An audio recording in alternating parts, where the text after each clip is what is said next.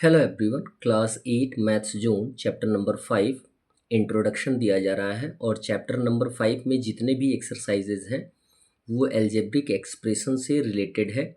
इसलिए मैं सभी बच्चों से ये अनुरोध करूँगा कि आप इस इंट्रोडक्शन को अवश्य देखें, जिससे कि आगे दिए गए चैप्टर नंबर 5 के एक्सरसाइजेज के सारे क्वेश्चंस आपको आसानी से समझ में आ जाएं और सॉल्यूशन भी आप उसका आसानी से दे लें। फर्स्ट टर्म दिया गया है algebraic expression. Algebraic expression means होता है बीजीय व्यंजक। हिंदी मीनिंग दिया गया है, मैथमेटिकल मीनिंग थोड़ा सा क्रिटिकल होता है हिंदी में। एल्जेब्रिक एक्सप्रेशन मीन्स होता है बीजीय व्यंजक। बीजीय व्यंजक यानी एल्जेब्रिक एक्सप्रेशन किसे कहते हैं? बोला गया है a combination of constants and variables, यानी कॉन्स्टेंट्स और वेरिएबल्स के जो कॉम्बिनेशन होते हैं connected by the basic mathematical operations, जो कि मैथ्स के यानी गणित के 4 main operations plus minus into division से कनेक्टेड होते हैं, उन्हें हम क्या बोलते हैं? एल्जेब्रिक एक्सप्रेशन बोलते हैं। क्लियर है? इसमें दो टर्म आए हैं, कॉन्स्टेंट्स एंड वेरिएबल। तो यदि आपको इनको समझना है तो सबसे पहले ये भी समझना है कि कांस्टेंट क्या होता है और वेरिएबल क्या होता है। आइए कांस्टेंट के बारे में जानते हैं। कांस्टेंट मीन्स होता है अचर, ये हिंदी मीनिंग है।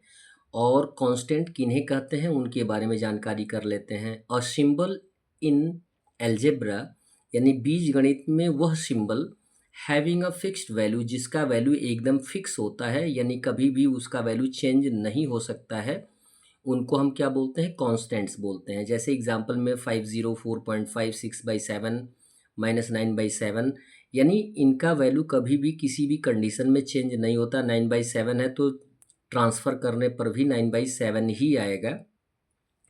5 है तो 5 आएगा। यानी आप ये कह सकते हैं कि जितने भी होल नंबर्स होते हैं, नेचुरल नंबर्स होते हैं, इंटीजर्स होते हैं, ये सभी कांस्टेंट के टर्म में काउंट किए जाते हैं।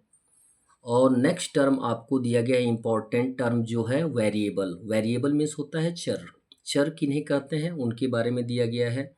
अ symbol which can be given or assigned a varied number of values, यानी वह चिन्ह which can be given or assigned a varied number of values, यानी जिनका वैल्यू क्वेश्चंस के आधार पर अलग अलग आ सकता है, उनको हम वेरिएबल बोलते हैं, यानी चर बोलते हैं। कांस्टेंट का वैल्यू फिक्स होता है, वेरिएबल का वैल्यू फिक्स नहीं होता है।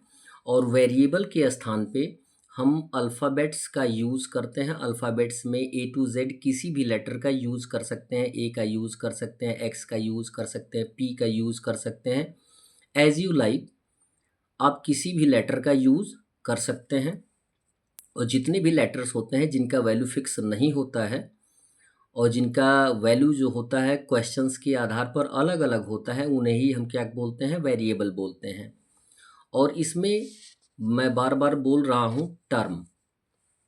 टर्म मीन्स होता है पद, इसके बारे में भी जानकारी कर लें।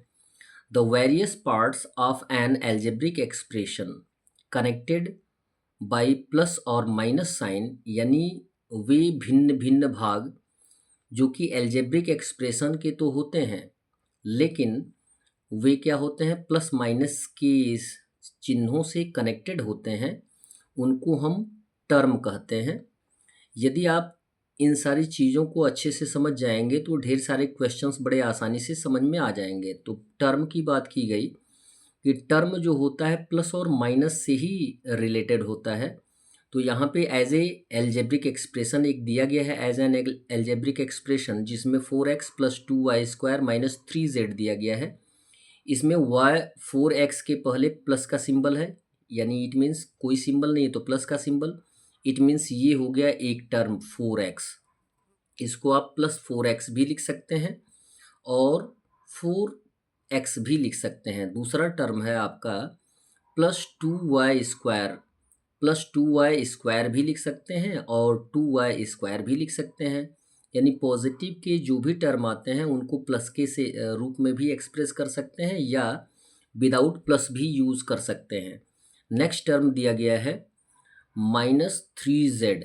यदि टर्म पूछा जाएगा तो कभी भी आप नेगेटिव सिंबल को छोड़ नहीं सकते हैं, जब भी बोलेंगे साथ में बोलेंगे -3z। तो आपको ये पता चल गया कि ये जो अलजेब्रिक एक्सप्रेशन है इसमें कितने टर्म्स हैं, 3 टर्म्स हैं। एक है 4x, दूसरा है 2y² और तीसरा है -3z। अब उसके बाद आता है लाइक टर्म्स। लाइक टर्म्स क्या होते हैं, जिनको हम समान पद के रूप में जानते हैं। लाइक टर्म का मीन्स होता है the terms having the same literal factor, यानी वे टर्म्स, वे पद जिनमें समान लिटरल फैक्टर आते हैं। समान लिटरल फैक्टर मतलब लिटरल मीन्स आप ये जानते ही हैं वेरिएबल टर्म होता है। लिटरल को ही हम वेरिएबल टर्म में काउंट करते हैं, एक्स वाई बी जेड या जो भी हो। तो जिनमें लिटरल फैक्टर समान होते हैं उनको हम क्या बोलते हैं, लाइक टर्म्स बोलते हैं। जैसे दिया गया है 2a² b -5ba², ये दोनों लाइक टर्म्स हैं। क्यों? क्योंकि यहाँ पे जो लिटरल टर्म्स दिए गए हैं इसमें a² दिया गया है तो दूसरे टर्म में भी a² दिया गया है। फर्स्ट टर्म में b दिया गया तो सेकेंड टर्म में भी b दिया गया है। क्लियर है? तो ये क्या कहलाएंगे, लाइक टर्म कहलाएंगे। इनको ये भी काउंट कर लेना, 4/3 तो कांस्टेंट है, -5 भी कांस्टेंट है, 2 भी कांस्टेंट है। तो कांस्टेंट का वैल्यू कभी चेंज नहीं होता है। 4/7 a² b, यहाँ पर भी a² है और b है। दोनों में आप तीनों में जितने भी टर्म्स दिए गए हैं उन तीनों में आप देख सकते हैं कि a² b दिया गया है, a² b दिया गया है, a² b दिया गया है। इट मीन्स ये समान लिटरल फैक्टर्स के हैं, इसलिए जितने भी टर्म्स दिए गए हैं वो क्या है, लाइक टर्म्स हैं। अब फैक्टर की बात आती है। अभी लिटरल फैक्टर की बात आपने किया तो फैक्टर के बारे में जानकारी कर लीजिए कि फैक्टर मीन्स होता है भाजक। The parts of a term, यानी एक टर्म के जितने भी पार्ट्स होते हैं उनको हम क्या बोलते हैं, फैक्टर बोलते हैं।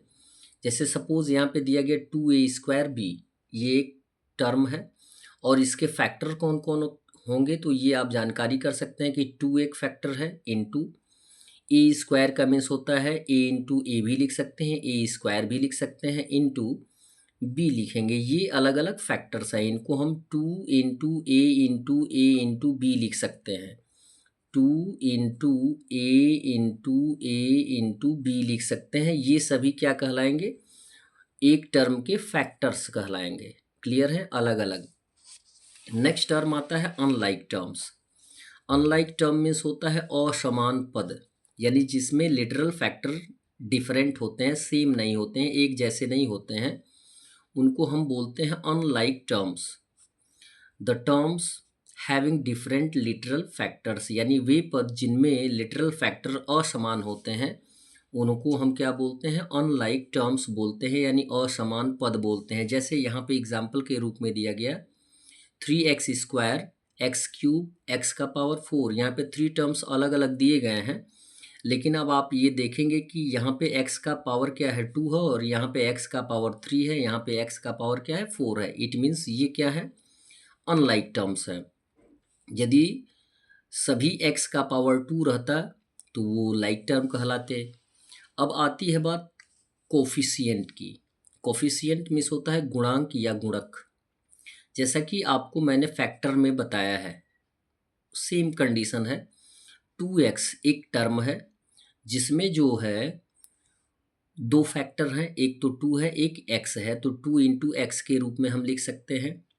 अब कोफिशिएंट की बात की गई है तो कोफिशिएंट पूछा जाता है कि एक टर्म दिया गया है 2x, 2x में x का कोफिशिएंट क्या है तो बोला जाएगा 2, और 2x में 2 का कोफिशिएंट क्या है तो बोला जाएगा x।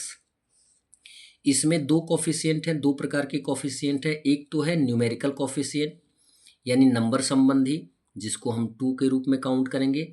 एक है लिटरल कोफिशिएंट जिसको कि हम काउंट करेंगे x।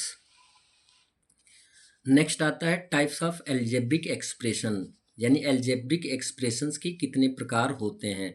तो लिखेंगे algebraic expressions are of 4 types, यानी जितने भी एल्जेब्रिक एक्सप्रेशंस होते हैं आपके बुक में 4 प्रकार के दिए गए हैं। फर्स्ट दिया गया है मोनोमियल, सेकंड दिया गया है बिनोमियल, जिसको हम बाइनोमियल के रूप में भी काउंट करते हैं। थर्ड है ट्राइनोमियल एंड फोर्थ है मल्टीनोमियल। क्लियर है? अब इन सभी के बारे में हम जानकारी करेंगे कि मोनोमियल, बिनोमियल, ट्राइनोमियल और मल्टीनोमियल किसे कहते हैं। फर्स्ट टर्म दिया गया है मोनोमियल्स। मोनोमियल्स में होता है एक पदीय, यानी वे एल्जेब्रिक एक्सप्रेशन जिनमें केवल एक ही पद आता है उसे हम बोलते हैं मोनोमियल। लिखेंगे expressions with a single term, यानी वे अभिव्यक्तियां, वे व्यंजक जिनमें केवल एक टर्म होता है उनको हम बोलते हैं मोनोमियल। जैसे यहाँ पे दिया गया 4xy, कॉमा दिया गया, इट मीन्स ये अलग है, तो 4xy क्या है? मोनोमियल है। 5y² ये भी अलग है, इसे हम क्या बोल देंगे? मोनोमियल बोलेंगे। नेक्स्ट टर्म दिया गया है बिनोमियल्स या बाइनोमियल्स। बाइनोमियल्स में होता है द्विपदी, यानी दो पदों वाला एक्सप्रेशंस विद टू टर्म्स, यानी वे व्यंजक जिनमें दो टर्म्स दिए गए होते हैं, दो पद दिए गए होते हैं, उनको हम क्या बोलते हैं? बाइनोमियल्स बोलते हैं। जैसे दिया गया 5x + 4y। 5x एक पद है और 4y एक पद है, यानी इसमें दो पद हैं, यहाँ पे कॉमा दिया गया है, इट मीन्स ये दोनों एक साथ हैं, तो इन्हें हम क्या बोलेंगे? बाइनोमियल्स बोलेंगे। जैसे दिया गया 3x² - 6y, ये भी क्या है? टू टर्म्स के हैं, तो इन्हें हम बाइनोमियल बोलेंगे। थर्ड आता है ट्राइनोमियल्स, जिसको हम बोलते हैं त्रिपदीय, यानी तीन पदों वाला, यानी 3 फैक्टर्स वाला जो भी अलजेब्रिक एक्सप्रेशन होगा उसे हम ट्राइनोमियल बोलते हैं। इसको हम एक्सप्रेस करते हैं एक्सप्रेशंस विद 3 टर्म्स, यानी वे व्यंजक जिसमें 3 टर्म्स आते हैं उनको हम बोलते हैं त्रिपदीय। 2a + 3b - c, इनमें 3 टर्म्स दिए गए हैं। एक टर्म है 2a, दूसरा टर्म है +3b और तीसरा है -c। लास्ट टर्म आपको दिया जा रहा है जो कि मल्टीनोमियल के नाम से जाना जाता है। मल्टीनोमियल मीन्स होता है बहुपदीय। अब बहुपदीय के रूप में क्या काउंट किया जाता है? काउंट ये किया जाता है कि एक्सप्रेशंस विद 2 और मोर टर्म्स, यानी वे एक्सप्रेशंस, वे एल्जेब्रिक एक्सप्रेशन जिनमें 2 या 2 से अधिक टर्म्स आते हैं उन सबको हम क्या बोलते हैं? मल्टीनोमियल्स बोलते हैं। ट्राइनोमियल को भी हम मल्टीनोमियल्स बोल सकते हैं। 2 या 2 से अधिक टर्म वाले एल्जेब्रिक एक्सप्रेशन को हम मल्टीनोमियल्स बोलते हैं, यानी बहुपदीय बोलते हैं, बहुत सारे पद वाले एक्सप्रेशंस बोलते हैं। अब एक टर्म आता है डिग्री। डिग्री किसे कहते हैं? Degree the highest power of the variable, यानी किसी भी एक्सप्रेशन में जिस वेरिएबल का हाईएस्ट पावर होता है उसे ही हम डिग्री के रूप में काउंट करते हैं। जैसे एक एग्जाम्पल के रूप में दिया गया 9 + 2x² - 5x + x³। अब ये देखेंगे कि इसमें कितने टर्म्स हैं? 4 टर्म्स दिए गए हैं। एक तो 9, एक 2x², एक थर्ड है -5x और फोर्थ है x³। इसमें हाईएस्ट पावर कितना है? 3 है, तो 3 क्या कहलाएगी? डिग्री के रूप में काउंट की जाएगी। अब टर्म आता है polynomials in one variable. One variable का मतलब वे पॉलिनोमियल्स जिसमें एक ही वेरिएबल यूज़ किया जाता है। वेरिएबल मीन्स आप जानते ही हैं, जिनका वैल्यू फिक्स नहीं होता है। A to Z किसी भी अल्फ़ाबेट का हम यूज़ कर सकते हैं। इसको एक्सप्रेस किया जाता है an algebraic expression of the term a + bx + cx² + dx³ where ABCD are constant. यहाँ पे ABCD कांस्टेंट के रूप में दिए गए हैं। इट मीन्स यहाँ पे 3 होगा, यहाँ पे 2 होगा, यहाँ पे 1 होगा, यहाँ पे 5 होगा, ठीक है। और यहाँ पे देखेंगे कि सभी टर्म में x दिया गया है, यानी सिंगल वेरिएबल है। इसी को हम बोलते हैं पॉलिनोमियल्स इन वन वेरिएबल, ठीक है। और लास्ट टर्म दिया गया है पॉलिनोमियल इन 2 और मोर वेरिएबल्स, जिसमें एक से ज़्यादा वेरिएबल होते हैं उनको हम बोलते हैं पॉलिनोमियल इन 2 और मोर वेरिएबल्स।